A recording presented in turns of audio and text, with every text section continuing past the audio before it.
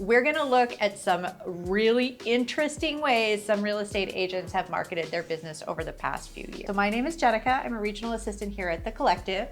This is Erin.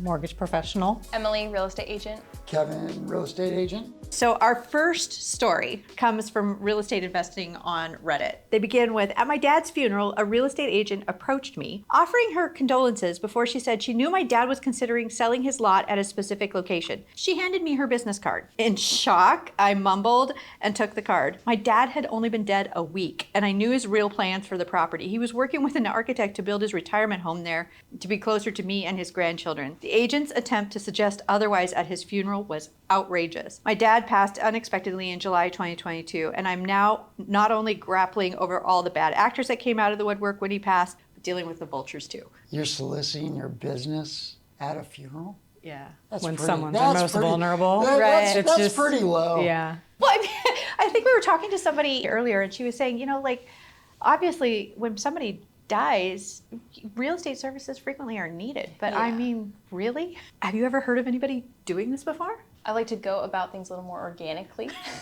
It can come up in conversation.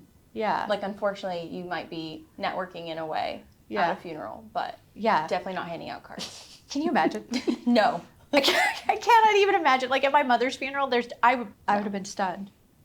How about you? Have you ever seen anything like that? Not on the work side, but personally, my stepdad died. My mom would get mailers, people mailing all the time, agents knocking on the door, wanting to try and help her sell the house that she has no intention of selling. Yeah, I mean, our industry, I think, what did they talk about it? They talk about the 3Ds, death, divorce, and diamonds, right? So those are really big key points in our industry, so it makes sense that people would be bad actors around all of those things. Right. This agent was like lying when she was talking about it. So she was like, your dad mentioned that he was wanting to develop this property and like was looking into resources to sell it or whatever. He was looking into building a house near his kids. The amount of desperation that would have to be in that situation to start at a funeral to do something like that, what do you think is the most upsetting part about it? It's one thing if you're having a side conversation with somebody, but it's another thing to be, hey, I saw your dad died. You want to sell your house? Come on, man. Well, I mean, Zero empathy. Well, yeah, and there was an added component of lies to this particular story, right? This agent was like lying when she was talking about it. So your dad mentioned that he was wanting to develop this property and was looking into resources to sell it or whatever. What do you think is the most inappropriate setting to promote your real estate business? I mean, obviously funeral, not the best place. I think anywhere where you're making an event about you. Right, I was going to say anytime an event you're at is about someone else, then making it about you. Or people paying money to like have a wedding. Right. Or a retirement party or a child's birthday party. We were talking earlier about how organically conversations can happen. Right. Like if you're in a new job or you're promoting your business, we do a lot of things around here where we talk about marketing to your sphere. Because honestly, when you're wanting to sell your home or you're wanting to get a new mortgage or when you're wanting to do anything that has to do with such a large purchase, you want somebody you can trust. So you're probably going to connect with somebody you know. And one of the hardest things about this industry is letting the people you know what you do. So it makes sense that you're going to talk to the people in your sphere, and the places that you're going to talk to people are going to be things like weddings or funerals or whatever. I mean, I'd say a stranger at a stranger's Yeah, right? Maybe not the place.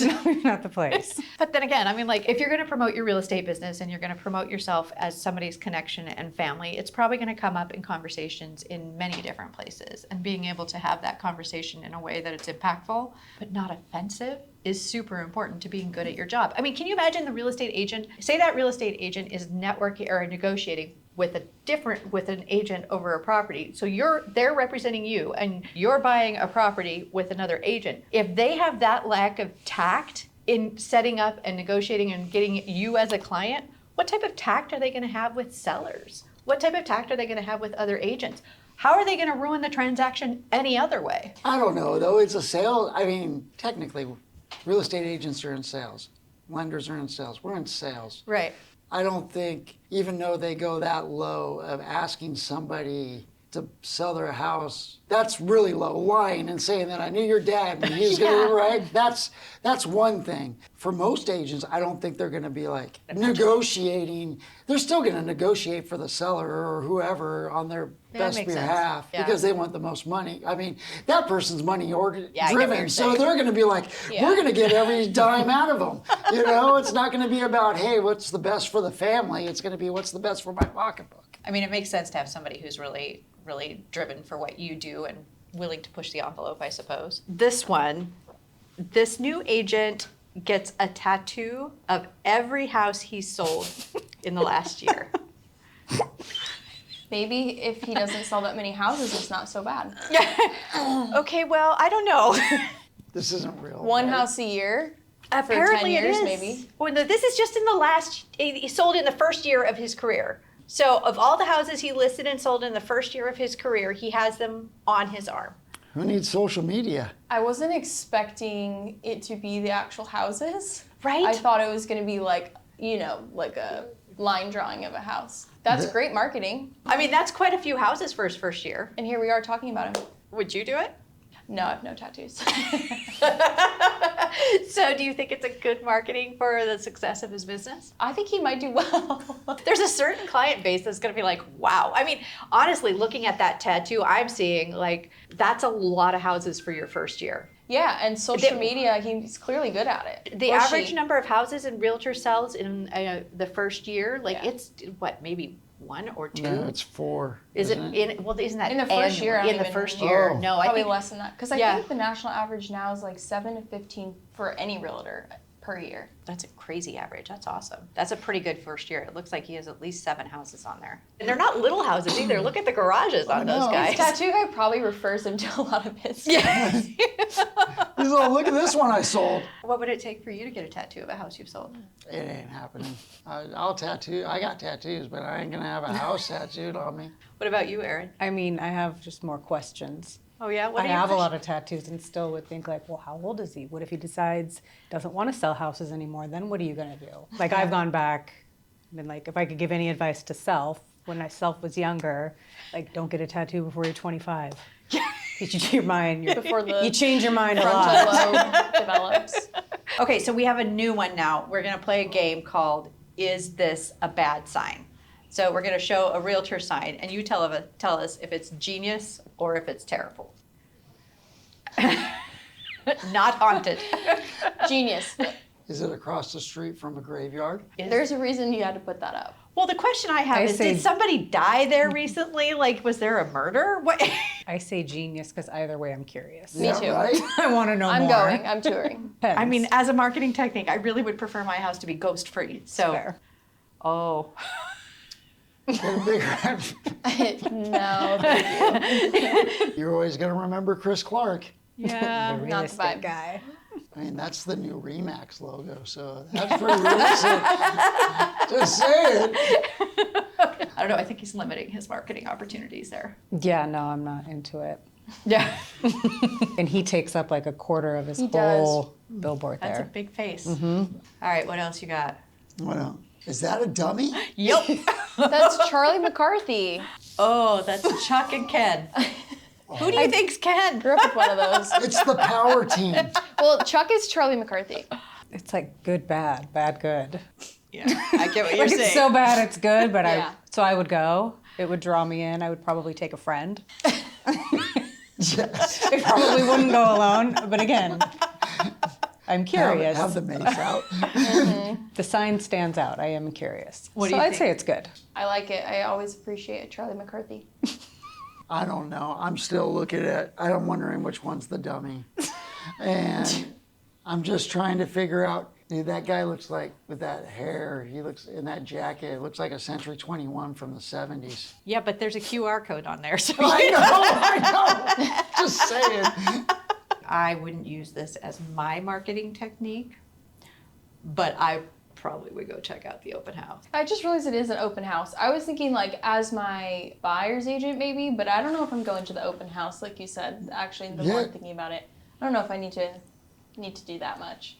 You don't really want to go meet a real estate agent. I with do a dummy, right? I do really love the part about the 8th best team, because that is marketing. Right. That is like, so it makes me think that this person there's 2 ways this can go. This person is either really funny, in which case I would love to know this Right. person, right? Because they're witty and they don't take themselves too seriously, or they are completely oblivious and really intense and just not that great. It really, honestly, it feels like especially with the look, right? Because that look is either funny It's kind of giving or Ron ridiculous. Burgundy. Yeah. Yeah, totally.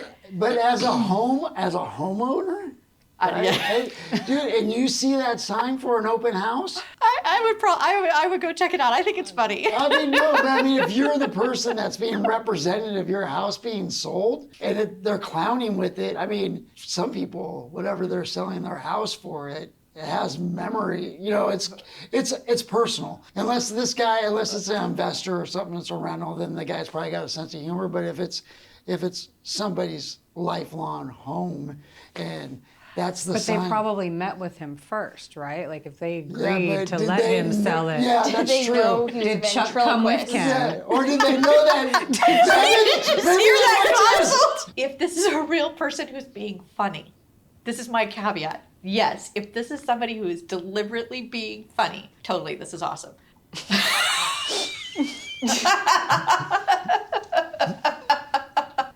You could do worse. I mean, Speechless. confused. I think it's funny, but I don't think anybody would use them. But they could prove me wrong. So if I was driving by and saw this, I would miss that it's like Everything. a realtor. Real estate, yeah. It looks more like they put up their own like dating ad. I mean, if you're driving by and it's that big, you see 2 guys, you could do worse, and it has their names and phone numbers. So bad. Yeah, I think it's bad, but I'm trying to envision worse, right? I might have worked with worse. Like, if this is better than worse, what does worse look like? I'm pretty sure those are also their like high school yearbook photos. Yes. Got to be. Yeah. I mean, I think they're being serious. I do too. At least you got dinner covered the first night. Never know though. Could be an area where a house is really cheap, so it might be like a $50,000 house or something like that, and they're like, pizza? Woohoo! Could be. Pizza's expensive these days. Well, and I mean, if you're like, okay, from gifting perspective, we used to give away a moving kit. And in the moving kit, we had like labels for your boxes, and we had packing tape, and we had Sharpies, and a Domino's gift card. Because when either you're packing up your house or you're unpacking your house, the last thing you want to do is figure out where all of your kitchen utensils are and make a meal. So I don't disagree with the idea of giving a pizza to a new homeowner. Yes. I don't know how effective this is as marketing. It's not going to bring people in, I don't think. No, it's funny though.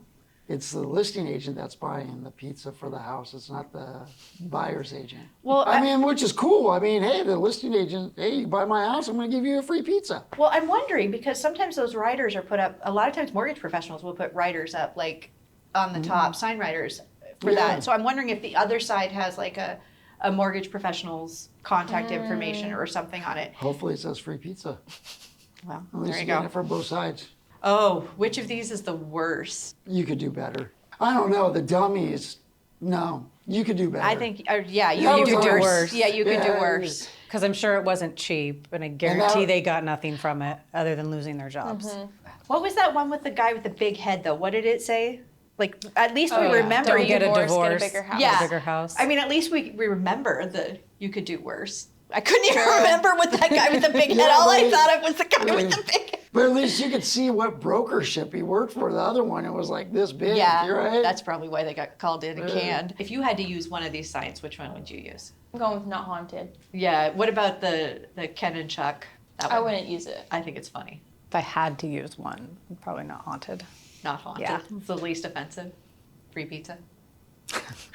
I'm a Halloween guy, so I probably would have gone with non-haunted. Non-haunted wins. Yeah, What's the worst marketing that you've seen out there? I just saw it. It was the You could do do worse.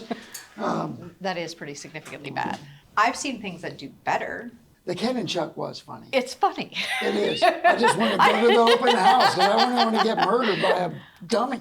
But yeah, I think the best marketing comes from either a place of humor or sincerity. I did see an awesome real estate video with cars. It was a high-end house, but the guy did it as a James Bond theme. He was running around like he was a spy or whatever through this house and showing it. And then the ending part is he jumps in like a speedboat and takes off into the sound. It was pretty cool. I was like, dude, that's awesome.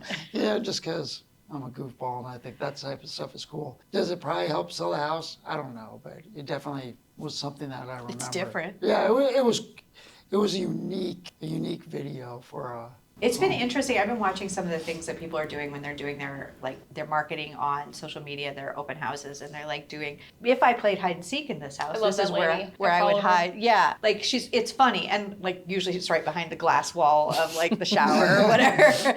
And so, but she takes you on a tour throughout the house, and it's different. It's a different way of walking through the house, right? You're thinking from a different perspective, and she's kind of funny in her expressions, and her body language is really funny in the way she kind of moves through I mean, I don't know how many videos I see in any sort of For You or in Instagram or in Reels on Facebook that have to do with real estate or mortgage, and I remember her. Like I can almost, like I would be able to probably describe what she looked like. I don't even think she's local. I don't think so. Yeah, I don't think she's local. I don't think she has any context here. So like innovative marketing that's witty and distinctive. Right. I mean, that would make a lot of sense, especially out there on the water. Well, when I was a kid, younger, they had Tom Vu was this big real estate agent. He would always have like yachts and women on his boats and you could be a real estate agent too, type guy. And it's just like, but it was, it was an infomercial. It was like a 30-minute infomercial, but of this guy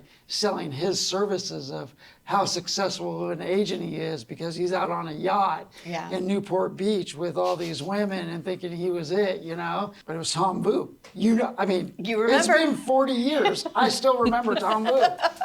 Well, we want to say thank you to all of our guests for joining us today, and thanks to you for watching. Let us know what you think. What are some marketing techniques that you find cringy? If you aren't already, please subscribe and follow if you want to hear more crazy stories from this real estate industry that we're in.